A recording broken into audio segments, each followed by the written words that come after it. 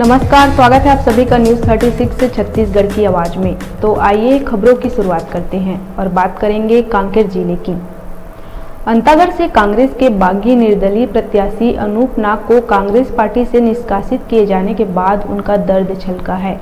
अनूप नाग ने कहा कि कांग्रेस पार्टी में सिर्फ आदिवासी कार्यकर्ताओं पर ही बड़े बड़े एक्शन लिए जाते हैं। कांग्रेसी विधायक रहे अनूप नाग को टिकट मिलने के बाद वह कांग्रेस से नाराज होकर कांग्रेस पार्टी से बगावत कर निर्दलीय प्रत्याशी खड़ा हुए हैं और तेजी से जनसंपर्क भी कर रहे हैं, जिसके बाद कांग्रेस पार्टी ने बड़ी एक्शन लेते हुए अनूप नाग और प्रदेश स्तर के पदाधिकारी रही उनकी पत्नी कांति नाग को कांग्रेस पार्टी ने 6 वर्ष के लिए निष्कासित कर दिया है।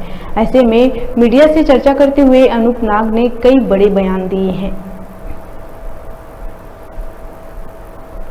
साल से के लिए पार्टी से निष्कासित किया गया है, मुझे मीडिया के माध्यम से प्राप्त हुआ है जानकारी। इसके संबंध में मैं हमारे पार्टी कांग्रेस पार्टी के जो पदाधिकारी हैं उन्हें बहुत बहुत धन्यवाद देता हूं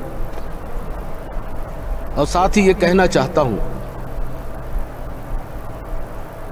कि हम आदिवासी लोग ही हैं जिन्हें छोटी मोटी भूल या गलती को बड़ा गलती समझकर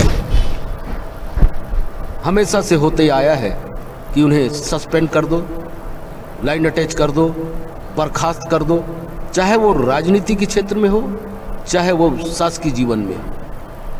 मैं आपके माध्यम से हमारे प्रदेश के जो जिन्हें निष्कासित करने का अधिकार है उनसे मैं जानना चाहता हूं।